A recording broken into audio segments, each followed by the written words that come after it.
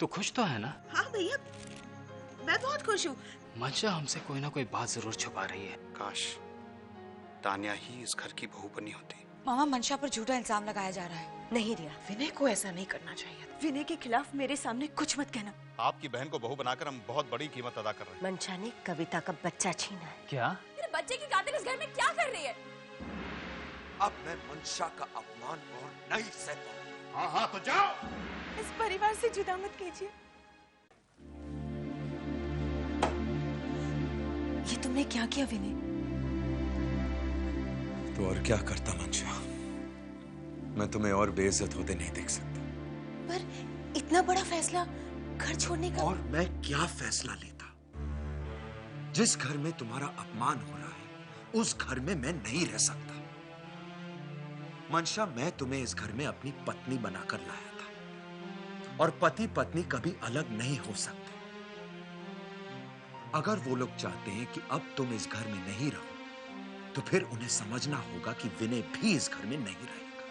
पर विनय, इस घर में तुम्हारे माँ बाप रहते हैं, तुम्हारी बहन, तुम्हारे भाई, तुम्हारी भाभी। माना कि आज उनको हम पर बहुत गुस्सा है, लेकिन मंशा, तुम क्या कहना चाहती हो? यही विनय कि सब हमसे नाराज है तो क्या, अपनों की ही नाराजगी है ना, सह लेते हैं, हक है उनका। पर मैं नहीं चाहती कि मेरी वजह से ये घर टूटे। मंशा, मैं भी यही चाहता हूं कि ये घर नहीं टूटे, बट हर चीज सहने की एक सीमा होती है। प्लीज डोंट वरी, जहां भी मैं तुम्हें ले जाऊंगा तुम्हें किसी तरह की तकलीफ नहीं आएगी। मुझ पर भरोसा रखो। विनय, मुझे तुम पर पूरा भरोसा है। मैं तो तुम्हारे साथ खुले आसमान के नीचे भी रह लूंगी, क्योंकि मैं जानती हूँ कि तुम खुद धूप में खड़े रहकर मुझे छांव में रखोगे, और तुम जहां भी कहोगे मेरे कदम तुम्हारे साथ ही उठेंगे। पर विनय, हमारे यहाँ से जाने से ये घर बिखर जाएगा, रिश्तों में दूरियां आ जाएगी। मंशा, मैं तुम्हारी भावनाओं की कदर करता हूं, पर I am sorry, my decision is final. हम दोनों अब इस घर में नहीं रहेंगे, एंड दैट्स इट। पर विनय, क्या करता मैं? बोलो आशा, मैं क्या करता? विनय ने अपने फैसले की मंजूरी मुझसे मांगी, लेकिन अपना फैसला लेने के बाद और दुख तो तब हुआ जब हमारे अपने बेटे ने हमको छोड़ने की बात की, इस घर को छोड़ने की बात की, और उसके चेहरे पर एक शिकन तक नहीं है। आशा, उसका मोह हमारे में कम है, वो कल की आई मंशा में ज्यादा है। अपनी माँ के साथ अपने रिश्ते को भूल गया वो। एक माँ बच्चे को जन्म देती है, बड़ा करती है, और वो बच्चा बड़ा होकर कितनी आसानी से कह देता है कि हमारा रिश्ता खत्म हो गया, बस। आशा, रिश्ता खत्म करने की बात विनय ने की है। ठीक, अगर ऐसा है तो ठीक है, हम जी लेंगे, हम रह लेंगे उसके बिना। जी लेंगे। आशा, आशा, मैं जानता हूं कि तुम्हें बहुत दुख हो रहा है इस फैसले से। विनय की तुम्हारे दिल में खास जगह है, वो लाडला है तुम्हारा, बचपन से तुमने उसे प्यार किया, और आज जब वो जा रहा है तो तुम्हारा दिल रो रहा है। मैं अभी विनय के पास जाके कह सकता हूं कि देखो बेटा, मैंने कोई मंजूरी नहीं दी है तुम्हें यही इसी घर में हमारे साथ रहना है। मैं जा सकता हूं, लेकिन अगर आशा तुम चाहो तो। नहीं, अगर उसने अपनी पत्नी की तरफदारी करके अपना सर नहीं झुकाने का फैसला किया है, तो मैं भी अपने पति का सर झुकने नहीं दूंगी। उसने अगर फैसला किया है तो ठीक है, मुझे भी मंजूर है। उसने अपनी माँ और अपनी पत्नी के प्यार में से एक को चुना है तो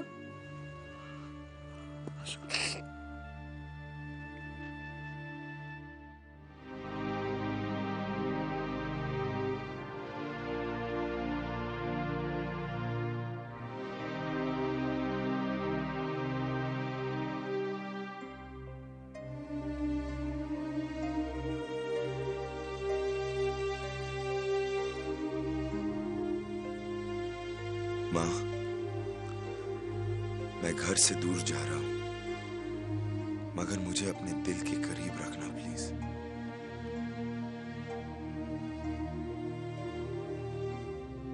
मैं आपकी तस्वीर साथ नहीं ले जा रहा, क्योंकि आप तो मेरी दिल में रहती हो ना। जब भी आपकी याद आएगी, आंखें बंद करके आपको देख लूंगा।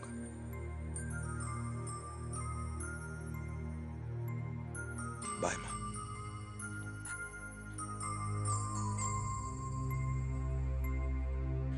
रिया, मैं विनय को यही बात समझाने की कोशिश कर रही थी, लेकिन वो अपनी जिद पे अड़े हुए हैं। मंशा, भैया की जिद की कोई वजह? हाँ, मैं हूँ वो वजह। इस घर में जो कुछ भी हो रहा है, उस सारे दुखों की वजह मैं हूँ। कविता भाभी अपने बच्चे का कातिल मुझे मानती है। मम्मी पापा मेरी बेगुनाही पर विश्वास नहीं करते। तो ठीक है, मैं ही घर छोड़ के चली जाती हूँ। और यही बात मैं विनय को समझा रही थी, लेकिन वो समझने की कोशिश ही नहीं करते। मंशा, तुम्हारी कोशिश कामयाब हो चुकी है। अब ऐसी बातें करके तुम अपने पति की नजरों में ऊंचा उठना चाहती हो? तुम सिर्फ शक्ल से भोली लगती हो।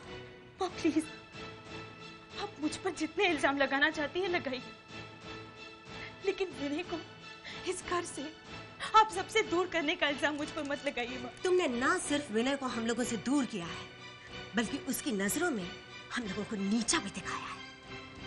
बस करो मंशा, और जहर मत घोलो विनय के दिल में हम लोगों के खिलाफ। मुझे माफ कर दीजिए माँ। इस घर में जो कुछ भी हो रहा है, उसकी जिम्मेदार मैं हूँ। तो मैं इस घर से जाने के लिए तैयार हूँ माँ। आप सबसे ही दूर जाने के लिए तैयार हूँ, लेकिन माँ आप विनय को रोक लीजिए। माँ प्लीज आप विनय को रोक लीजिए। माँ मंशा,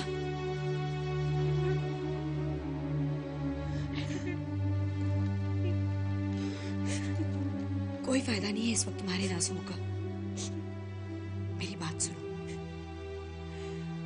इस वक्त विनय भैया ने जो फैसला किया है वही ठीक है, तुम्हारे लिए, इस घर की शांति के लिए।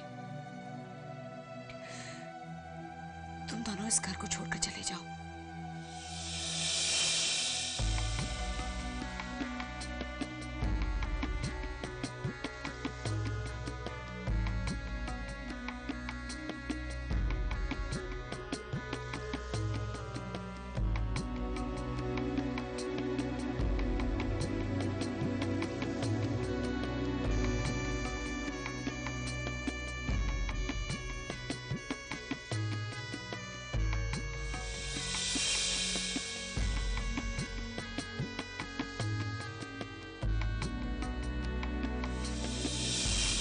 देख लिया ना आपने पापा, देख लिया ना आपने विनय का दिमाग कैसे खराब हो गया।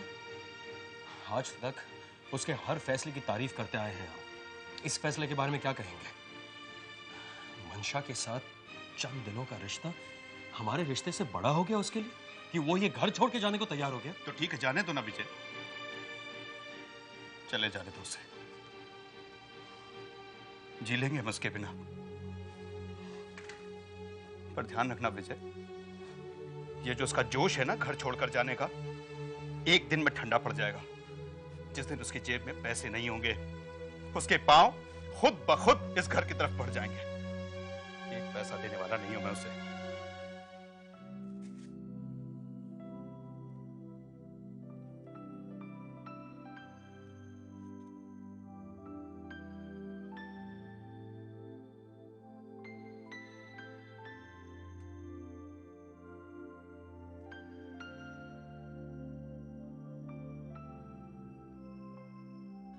ये सोच रहा है कि वो ये घर छोड़कर जा रहा है तो इस घर में से, बिजनेस में से उसे कोई हिस्सा मिलने वाला है, तो ये उसकी गलतफहमी है, भूल जाए इसे। जाए यहां से, जाए पर खाली हाथ। डैड,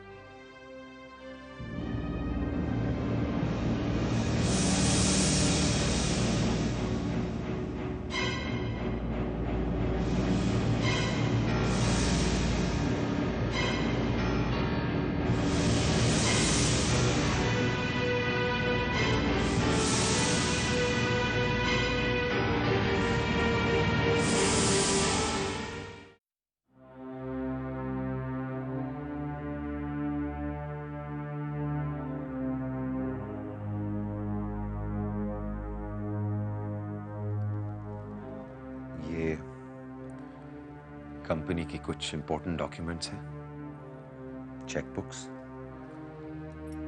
और लॉकर की चाबियां।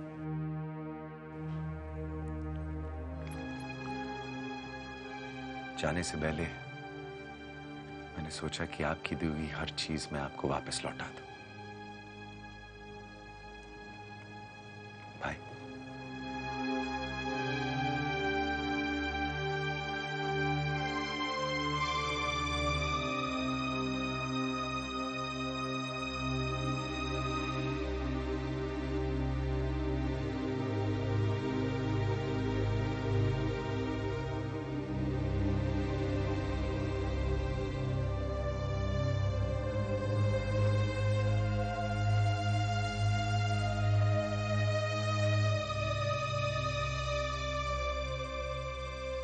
डैड, मैं आपका शुक्रिया अदा करना चाहता हूं उस प्यार के लिए जो आपने हमेशा मुझे दिया, उस सुख के लिए जिसकी कमी मैंने कभी महसूस ही नहीं की, और उन संस्कारों के लिए जिन्होंने मुझे एक अच्छा इंसान बनने की मदद की है।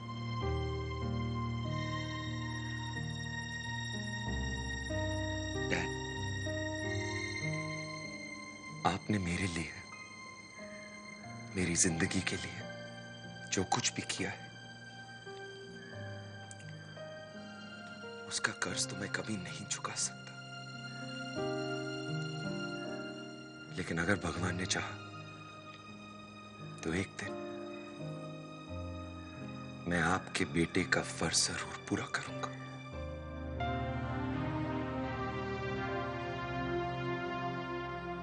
देखा विजय, कैसी बड़ी बड़ी बातें करने लगा है तुम्हारा भाई। एक पराई लड़की के लिए हम सबको छोड़कर जा रहा है।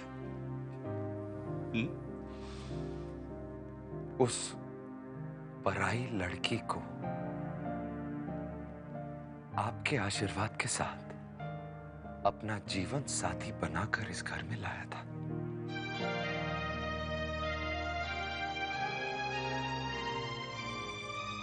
एक जीवन साथी को जीवन भर के लिए साथ देना चाहिए ना। यह भी मैं आपसे सीखा हूं डैड।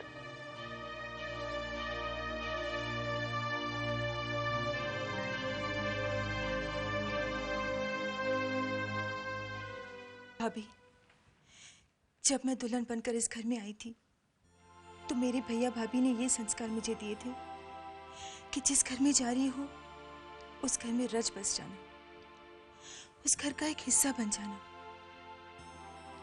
उस घर को कभी टूटने मत देना, उसकी बुनियाद को मजबूत बना के रखना। लेकिन भाभी, ये सब क्या हो रहा है? अगर आप मानती हैं कि मैं आपकी गुनहगार हूं तो आप मुझे सजा दीजिए, लेकिन भाभी इस घर को टूटने से बचा दीजिए प्लीज। मंशा, इसमें मैं क्या कर सकती हूँ? और ये सब तुम्हारी वजह से तो हो रहा है। तुम्ही ने कोशिश की थी ना रिश्तों में दरार डालने की, और जब अब रिश्ते टूट ही रहे हैं तो तुम क्यों घबरा रही हो? भाभी, आप और मैं किसी और घर की बेटियां इस घर में बहुएं बनकर आई हैं। अपना घर छोड़कर इस घर को अपना बनाने आई हैं। इस घर के नए रिश्तों में बंधकर पुराने रिश्तों को मजबूत करना हम दोनों का ही तो फर्ज है ना। भाभी, आप बड़ी हैं, इस घर की बड़ी बहू। अगर आप मम्मी पापा से कहेंगी तो क्या कहूंगी? क्या कहूं मैं उनसे? यही कि मेरे बच्चे के कातिल को इसी घर में मेरी आंखों के सामने रहने दीजिए। और तुम्हारा प्रॉब्लम क्या है मंशा? विनय जा तो रहा है तुम्हारे साथ। लेकिन भाभी, मैं विनय के साथ इसी घर में रहना चाहती हूँ, आप भी सबके साथ रहना चाहती हूँ। ओहो, तो तुम विनय के साथ इसी घर में रहना चाहती हो? हाँ भाई, क्यों नहीं। इस घर की ऐश आराम और सुख की जिंदगी तो किसे पसंद नहीं है। और अगर जाना पड़ा तो ये सब भी छूट जाएगा ना। और विनय के साथ शादी करने के पीछे भी तो तुम्हारा यही मकसद था ना। शायद इसीलिए तुम मेरे हाथ पैर जोड़ के मुझसे माफी मांग रही हो। लेकिन मंशा, मैं तुम्हें माफ नहीं कर सकती। हाँ, एक बदुआ मैं तुम्हें जरूर दूंगी। तुम्हारी वजह से जितने दुख मुझे सहने पड़े हैं, उससे 1000 गुना ज्यादा दुख तुम सहो। बस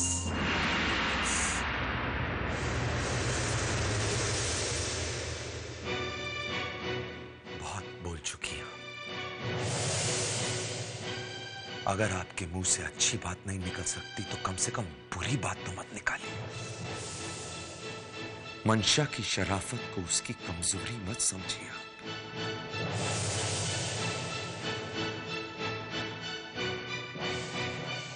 और तुम थकी नहीं अभी तक कोशिश करते करते? कुछ नहीं होगा तुम्हारी कोशिश से, कुछ नहीं। क्योंकि जिन रिश्तों पर मुझे भरोसा था, जिन रिश्तों पर मुझे विश्वास था, वो रिश्ते दरअसल बहुत खोखले निकले।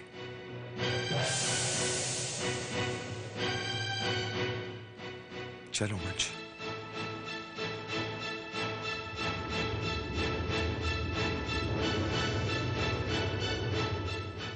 चलो मंशा।